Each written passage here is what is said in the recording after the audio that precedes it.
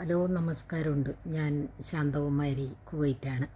അപ്പോൾ ഞാനിപ്പോൾ ഫേസ്ബുക്കിൽ നമ്മുടെ പ്രവാസ ഇത് നടത്തുന്നുണ്ടല്ലോ, ഈ കാണാതെ പോയവരിനെയൊക്കെ കണ്ടുപിടിക്കുന്ന ഒരു ചാനലുണ്ടല്ലോ, ഞാനതിൽ കണ്ടതാണ്. ഞാൻ എൻ്റെ ഫേസ്ബുക്കിൽ ഇപ്പോൾ അത് ഇട്ടിട്ടുണ്ട്. അപ്പോൾ ഞാൻ പറയുന്നത് സ്ത്രീകളിൻ്റെ കാര്യമാണ്. വഞ്ചിക്കപ്പെടുന്ന ഒരുപാട് സ്ത്രീകൾ നമ്മുടെ ഗൾഫ് നാട്ടിലത്തെ ബുദ്ധിമുട്ട് കൊണ്ടും മക്കളെ പഠിപ്പിക്കാനും കല്യാണം കഴിച്ചു കൊടുക്കാനും ഇല്ലെങ്കിൽ ഭർത്താവ് ശരിയില്ലാതെയും ഒരുപാട് സ്ത്രീകൾ നാട്ടിൽ നിന്ന് കുവൈറ്റിലേക്ക് എന്നല്ല, പൊതുവെ എല്ലാ നാട്ടുകളിലേക്കും വരുന്നുണ്ട്. ഈ ഗൾഫ് നാട് എന്ന് പറയുന്നത് സൗദിയിലും കുവൈറ്റിലും ഏറ്റവും വലിയ ഘടനയാണ്, നല്ല ഭരണഘടനയാണ്. അവർ എല്ലാത്തിനും ഭയങ്കര സ്ട്രിക്റ്റാണ്. പിന്നെ എല്ലാ രാജ്യങ്ങളിലേക്കും പോകും പോലെ ഓടിപ്പറന്ന് കുവൈറ്റിലേക്ക് വരാൻ പറ്റില്ല. കാരണം കുവൈറ്റിൽ ഭയങ്കര സ്ട്രിക്റ്റായ ഭരണമാണ്.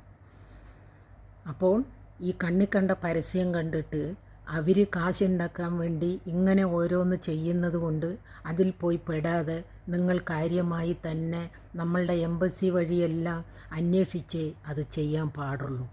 ഒരുപാട് സ്ത്രീകളും നമ്മുടെ സഹോദരികളും സഹോദരന്മാരും കുടുംബത്തിലെ ബാധ്യതകൾ കൊണ്ട് നാട് വിട്ട് വരുമ്പോൾ ഇവിടെ വന്ന് ചതിക്കപ്പെടുന്നത് കൊണ്ട് ഒരുപാട് നഷ്ടങ്ങളും നമ്മൾ ആത്മഹത്യ വരെ ചെയ്യേണ്ടി വരും സ്ത്രീകൾക്കെല്ലാം.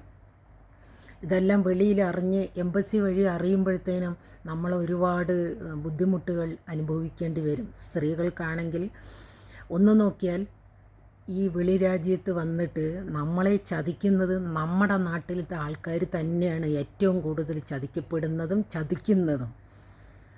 നമ്മൾക്ക് അന്യ നാട്ടിലെ ആണുങ്ങൾ വരെ നമ്മളെ ചിലപ്പോൾ ഹെൽപ്പ് ചെയ്തു എന്ന് വരും, വേറെ ഭാഷക്കാർ, വേറെ നാട്ടുകാർ.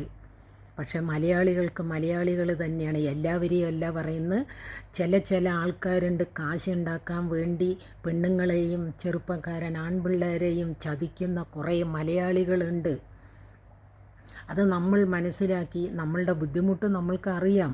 എങ്കിൽ പോലും അങ്ങനെ ചതിക്കപ്പെടാതിരിക്കണമെങ്കിൽ നിങ്ങൾ ഒന്നുപോലെ 10 പ്രാവശ്യം അന്വേഷിച്ചേ ചെയ്യാവൂ. ഞാൻ വന്ന് പെട്ടതെന്ന് പറഞ്ഞാൽ എൻ്റെ അനിയത്തിയുണ്ട് ഇവിടെ, അതുകൊണ്ടാണ് ഞാനിവിടെ വന്ന് പെട്ടത്. ഒരുപാട് കഷ്ടപ്പെട്ടു. പക്ഷേ ദൈവത്തിൻ്റെ അനുഗ്രഹം കൊണ്ട് ഇപ്പോൾ എനിക്കൊരു നല്ല ജോലി കിട്ടിയതുകൊണ്ട് ഞാൻ ഇങ്ങനെ രക്ഷപ്പെട്ടു പോകുന്നു. ബുദ്ധിമുട്ടുകളെല്ലാം പുറത്തിരിക്കുന്നു, എനിക്കറിയാം ബുദ്ധിമുട്ട് എന്താണ്. പിന്നെ അവർ ഫ്രീ വിസ എന്ന് പറയുന്നത് അത് ഫ്രീ വിസയല്ല.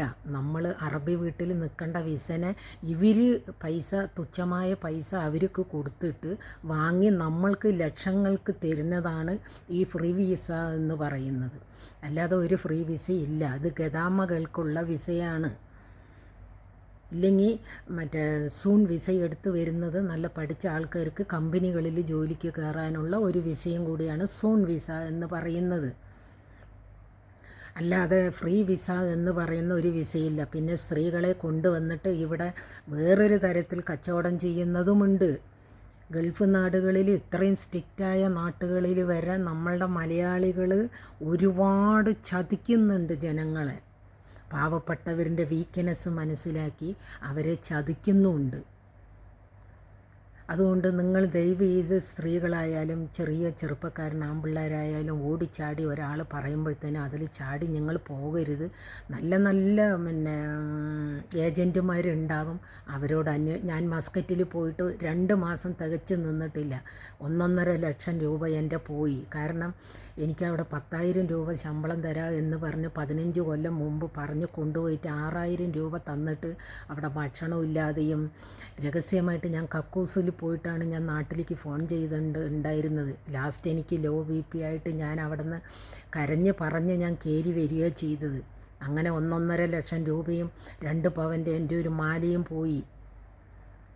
അപ്പോൾ ഒരുപാട് കഷ്ടപ്പാടുകളുള്ളവരാണ് ഇതിന് വരുന്നത്. അല്ലാതെ ഒരുമാതിരി നിവൃത്തിയുള്ളവർ ഗൾഫ് നാട്ടിൽ വന്നിട്ട് അറബി വീട്ടിൽ നിൽക്കാൻ എല്ലാ അറബികളും നല്ല അറബികളും ഉണ്ട്, നല്ലതല്ലാത്തവരും ഉണ്ട്.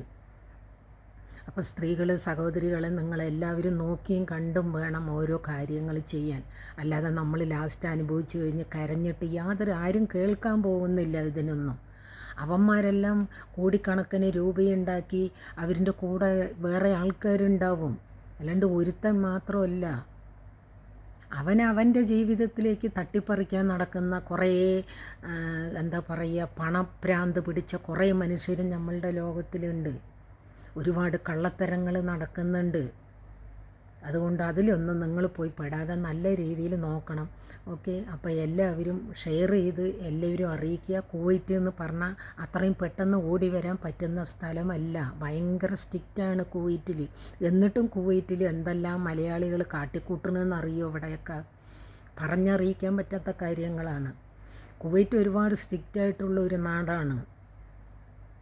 എനിക്ക് നല്ല അഭിമാനമാണ് ഈ കുവൈറ്റിലുള്ള നിയമത്തിനെ. നമ്മുടെ ഇന്ത്യയെ പോലെയല്ല, തോന്നിയ പോലെ ജീവിക്കാൻ പറ്റില്ല.